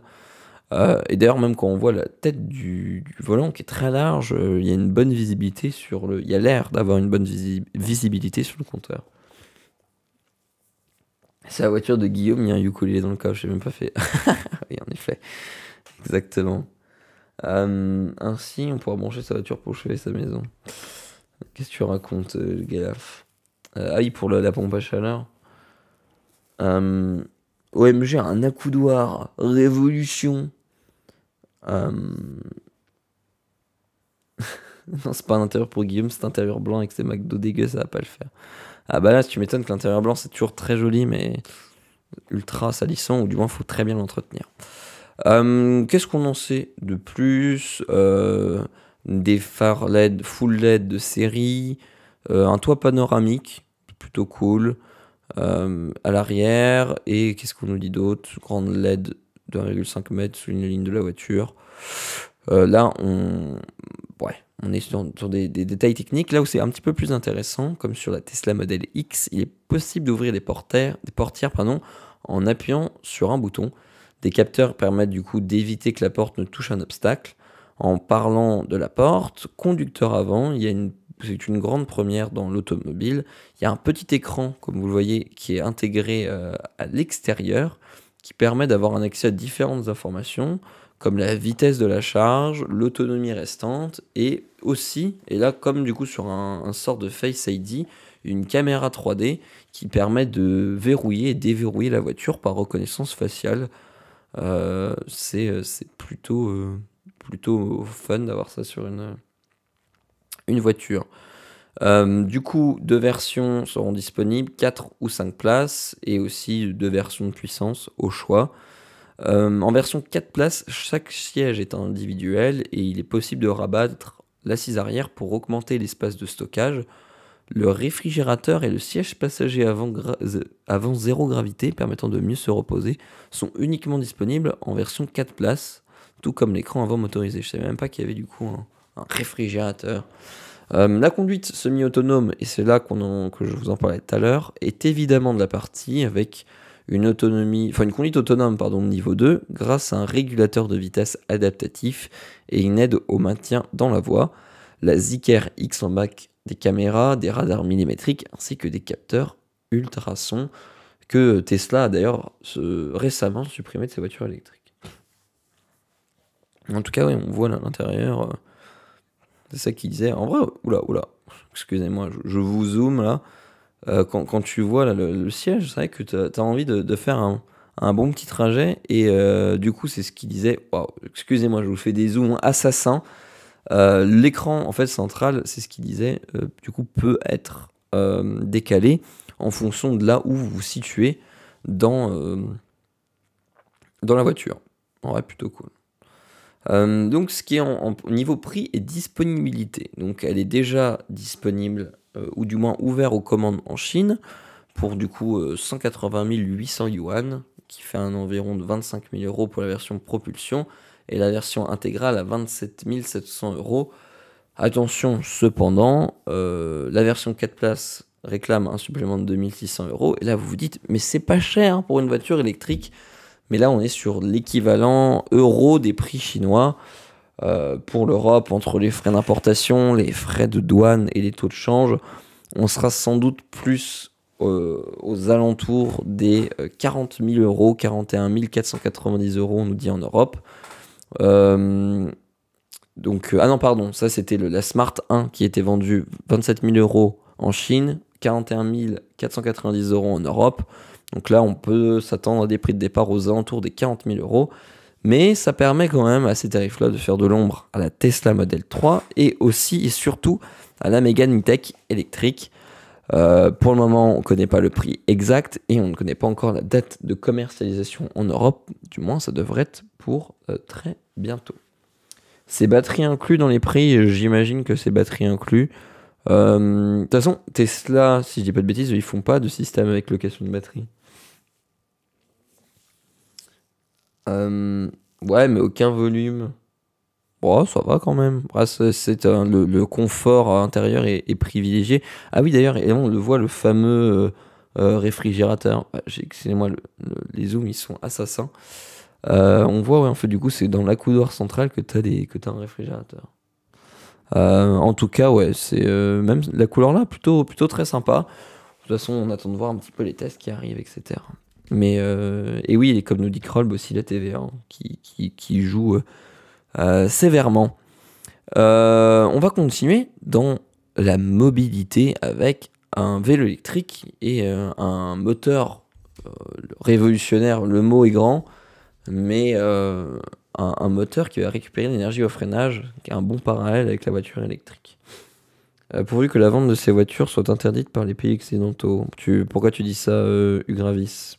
Pour des raisons de sécurité? Pourquoi tu dis ça?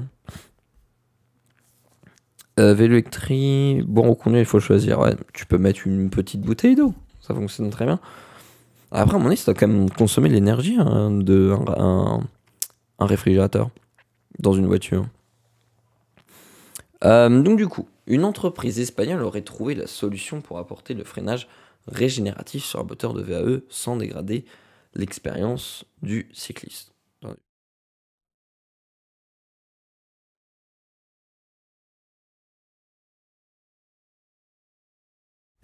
C'était le petit instant mouchage, excusez-moi. Donc, une start-up espagnole qui aurait trouvé une solution pour apporter le freinage régénératif. On en parlait juste avant, c'est une technologie qui est très présente dans les voitures électriques.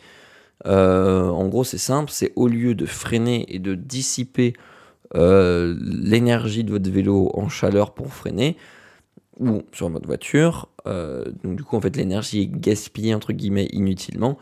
L'intérêt du freinage régénératif, c'est en fait d'utiliser, de récupérer de l'énergie du freinage pour charger les batteries. Sinon, du coup, dans l'industrie automobile, comme je le disais, c'est une technologie qui est largement répandue. Pour les vélos électriques, ce n'est pas encore le cas.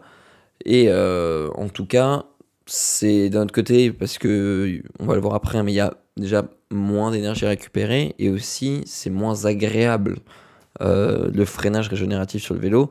Et dans tous les cas, il va falloir un petit peu changer nos modes de déplacement à vélo électrique avec ce moteur. Mais vous allez le voir, en fait, il y a des technologies qui vont permettre de rendre l'utilisateur un peu plus sympathique. Du coup, une entreprise espagnole, Niche Mobility, a mis au point le premier moteur de VAE capable de récupérer de l'énergie au freinage. Et lors des phases de décélération, pour être exact, c'est le premier moteur du coup qui fait cette prouesse sans demander l'intervention du cycliste. Ça existait déjà. Je vous remets encore un petit feu là. Il s'enlève tout le temps ce petit feu, je suis désolé.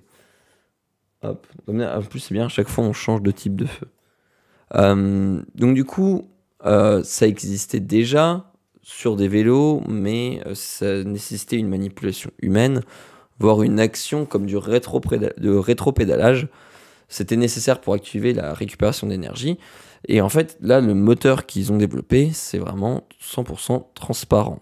Le moteur qui est nommé ADTS, il fonctionne exactement comme le frein moteur des voitures électriques. En gros, dès que vous avez une phase de décélération, il opère une légère résistance et va récupérer l'énergie dépensée. Si sur la voiture, ce phénomène peut être intéressant en fonction de la topographie ou du style de conduite, c'est vrai qu'à vélo, ça paraît difficile de l'adapter. Et jusqu'ici, bah voilà, c'était phénomène, tu freinais et point barre. Donc du coup, la solution, parviendrait à limiter les freinages non nécessaires grâce à sa partie logicielle et une utilisation judicieuse des données transmises par le gyroscope du système. On va le voir, c'est là où c'est intéressant. Pour un moteur fonctionne à plein, il doit être en accord parfait avec la transmission. C'est pour ça qu'ils ont un moteur à variation continue et une transmission automatique. Je ne saurais pas vous dire ce que ça veut dire, la transmission continue.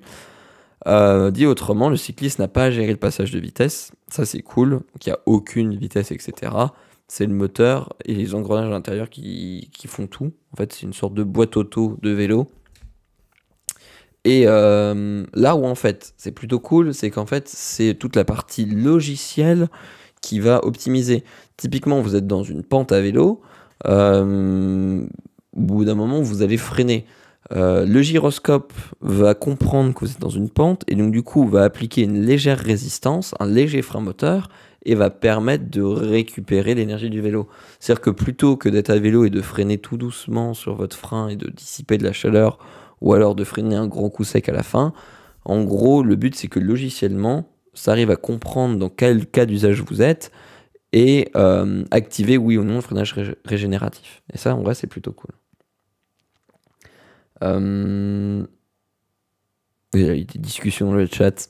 Ensuite, donc ça c'est pour la partie logiciel frein régénératif qui est assez innovant. Ensuite, pour ce qui est de la fiche technique, 250 watts avec un couple jusqu'à 120 Nm. Ça par contre c'est vraiment énorme. Ce qui lui permettrait d'être déployé sur tout type de vélo, VTT, vélo cargo, etc. Et du coup, qui fonctionnera avec deux types de batteries, 450 Wh ou 650 Wh. Sur le papier, comme nous le dit, c'est assez révolutionnaire et assez intéressant. Il faudra convaincre lors de tests en conditions réelles pour imposer dans ce marché réputé et fermé. Et surtout aussi voir à quel point le freinage régénératif apporte de l'énergie ou non d'un vélo électrique, parce que autant une voiture, il y a énormément d'énergie à récupérer, il y a beaucoup d'énergie emmagasinée, là où un vélo électrique, je ne sais pas à quel point le freinage régénératif va vraiment être différenciant et va vraiment apporter plus d'autonomie sur le vélo. Parce que après voilà, si vous avez un système de frein régénératif, mais que ça va vous rapporter, vous faire gagner 2-3% de batterie sur un trajet complet et sur une charge complète, ça a peu de sens. Donc j'attends de voir. En tout cas, c'est toujours cool de tester la techno parce que ça peut servir à un moment ou à un autre.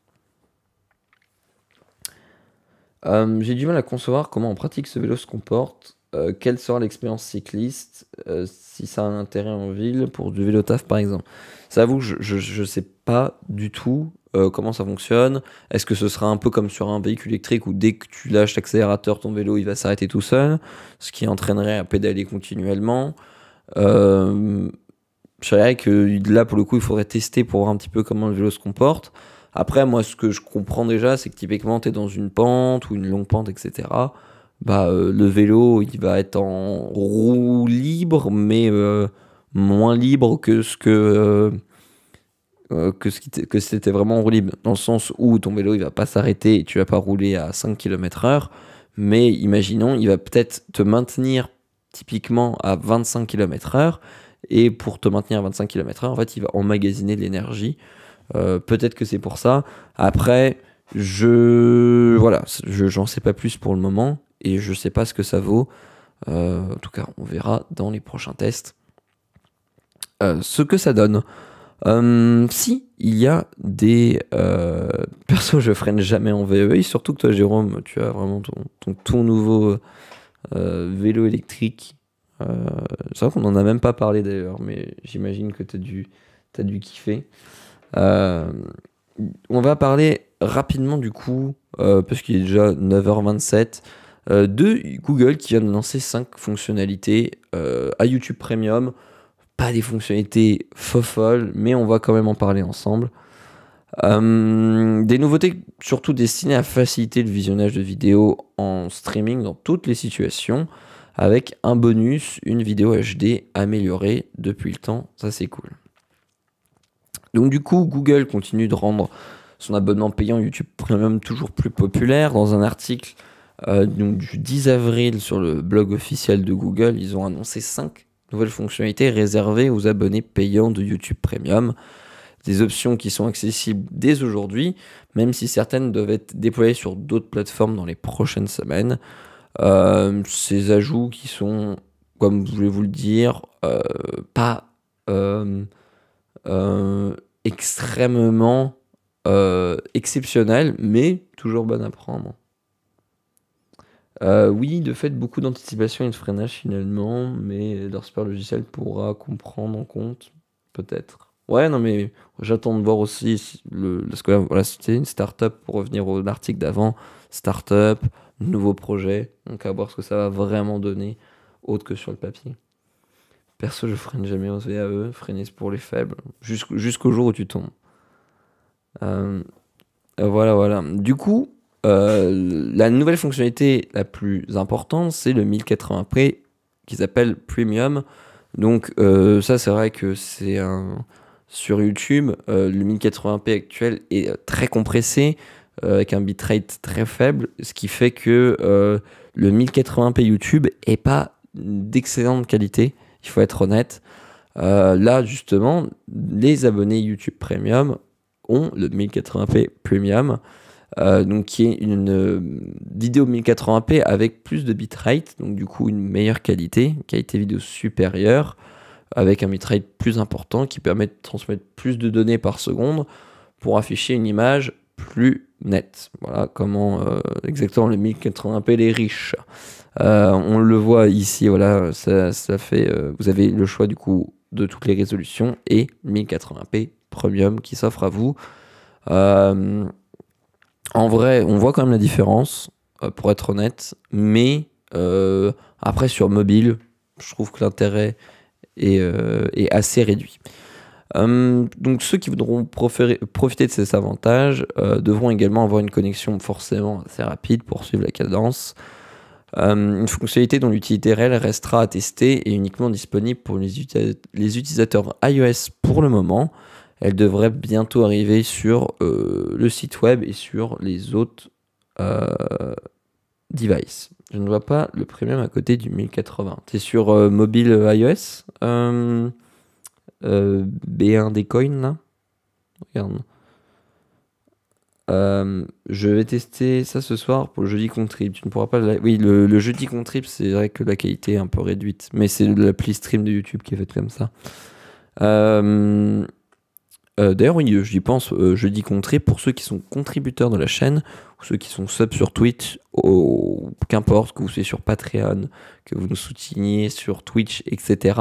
Vous avez accès au Discord et dans le Discord, vous avez accès au live contributeur. C'est un live tous les jeudis, 18h à 19h, où c'est Jérôme, Guillaume ou un autre membre de l'équipe qui passe 1 heure à répondre à vos questions, souvent questions un petit peu plus personnelles et un petit peu plus, voilà, qui n'ont pas leur place dans leur mug, mais qui ont leur place dans le jeudi contrib. Si vous voulez en savoir plus sur la chaîne, vous avez aussi accès aux vidéos en avant-première.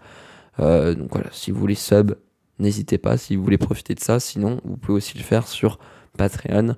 Merci à ceux qui le font. Et je le dis parce qu'il y a beaucoup de contributeurs sur la chaîne, mais il y en a certains qui ne connaissent pas le jeudi contributeur et les avantages qu'ils ont en contribuant à la chaîne. Je me permets de faire un petit rappel. Ensuite, les 4 autres ajouts de l'abonnement payant visent en revanche à rendre YouTube plus flexible selon ses besoins.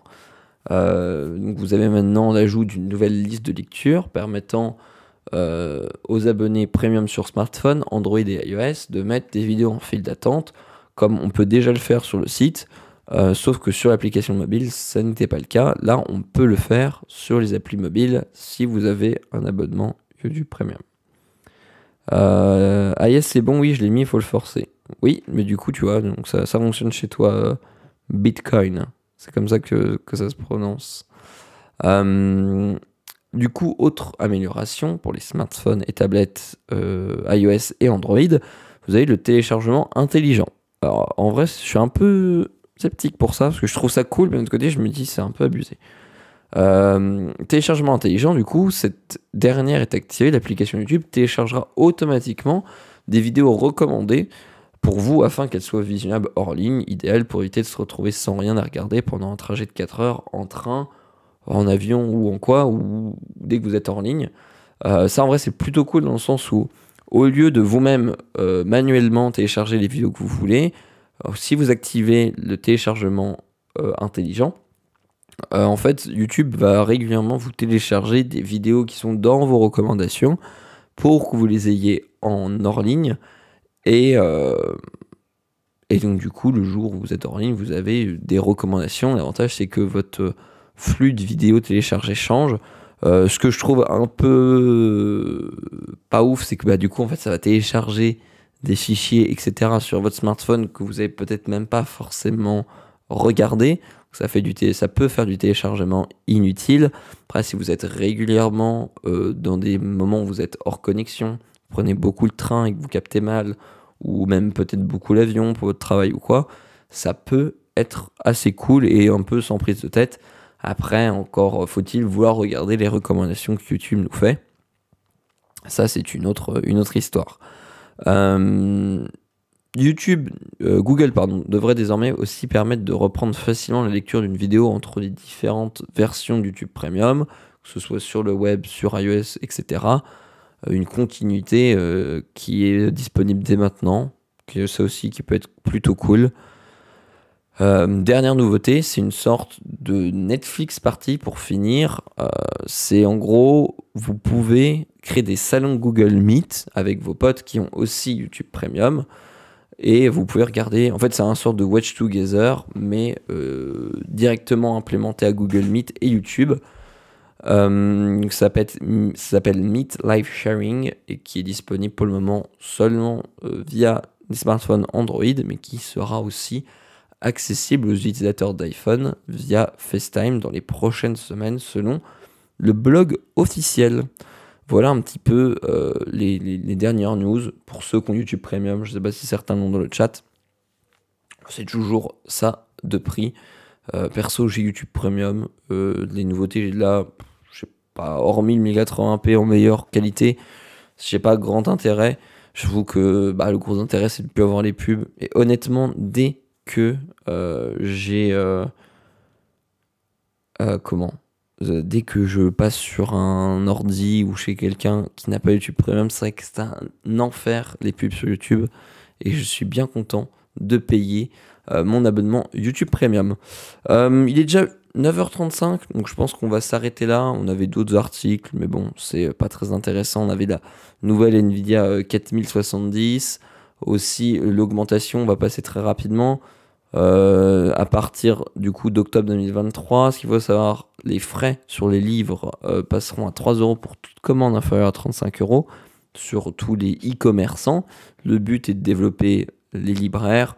L'article soulève une question, est-ce que ça va pas développer et pousser les gens à passer sur une liseuse électronique, un e-book? C'est une bonne question. L'article est disponible sur le Flipboard si ça vous intéresse d'en savoir plus. Et également Nvidia qui a officialisé sa nouvelle carte graphique 4070 qui a vraiment un bon rapport qualité-prix. Bon, quand même, on est quand même sur des tarifs assez chers, hein. On est sur du 659 euros. Ça sort normalement début de cet après-midi pour ceux qui veulent l'acheter. Et en vrai, le rapport qualité-prix est quand même vraiment pas mal. Merci MTCL1 pour ton abonnement Prime. Merci beaucoup de soutenir la chaîne. Voilà, pour passer très rapidement sur ces articles. On va tout de suite maintenant passer au camp de fac. Si vous avez des questions, c'est maintenant.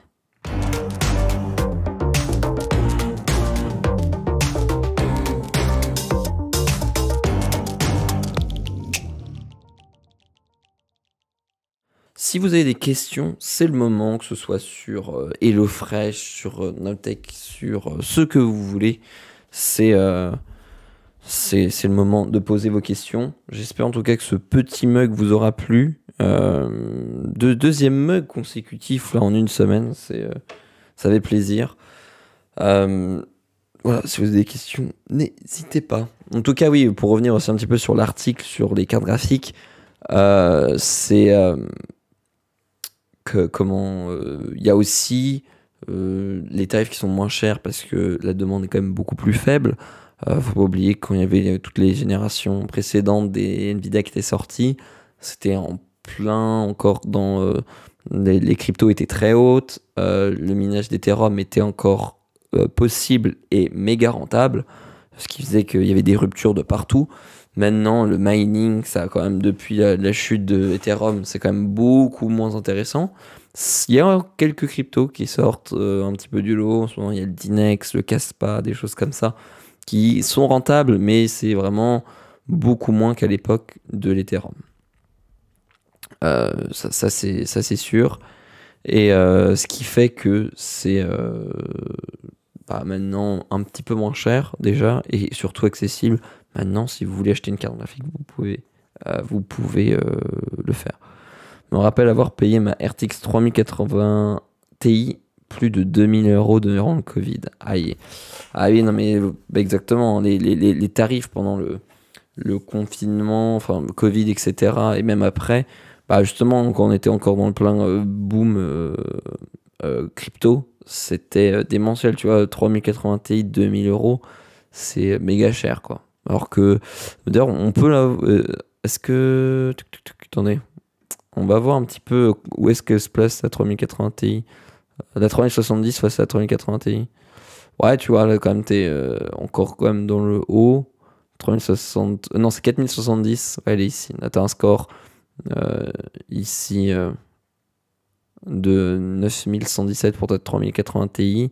Et la 4070 de 8403. Mais pour quand même beaucoup, beaucoup moins cher. T'as oublié de mentionner l'article qui parle d'Elon via Twitter qui a acheté 100K pour faire de l'IA. C'est vrai, c'est vrai, c'est vrai. Mais, euh, mais oui, prochain mug, on parlera d'IA, ça y est.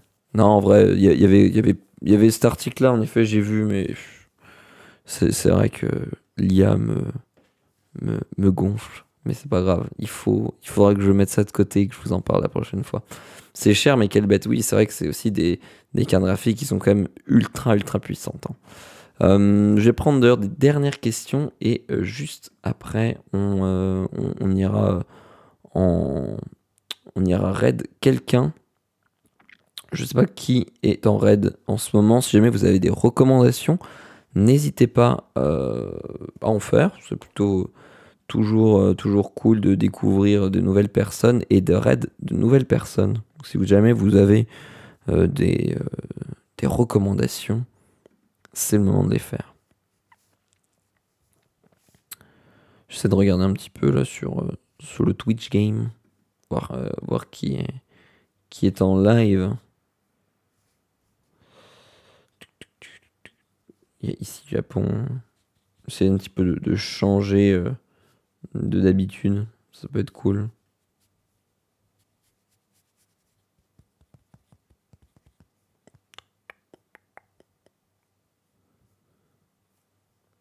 Euh, Peut-être chez Ninhon. Je sais pas, c'est 9h40 déjà, Jérôme sort de ce corps. Te faut un article hier, un article santé pour valider le passeport. Ah punaise! J'avais oublié. Ah, je suis dégoûté, Olek. J'avais oublié, sinon je l'aurais fait direct. Mais il faut que j'y repense. La prochaine fois, comme ça, je me le mets dans ma to-do list. Et puis comme ça, j'aurai mon passeport officiel de présentateur de mug. Ça serait cool. En vrai, il y a Hugo Lisoire. Je crois que ça fait un moment qu'on l'a pas raid. Parce que bon, Flonflon, c'est le raider préféré de la Nowtech Team. Je crois qu'on l'a déjà raidé 2 fois ou 3 fois cette semaine. On va vous quitter chez. Hier, Jérôme avait dit Flonflon pour faire jamais 203. Non, non, non, non. Là, je ne vais pas céder. Je pense que je vais vous emmener chez Hugo Lisoire. En tout cas, je vais prendre des dernières questions si jamais vous en avez.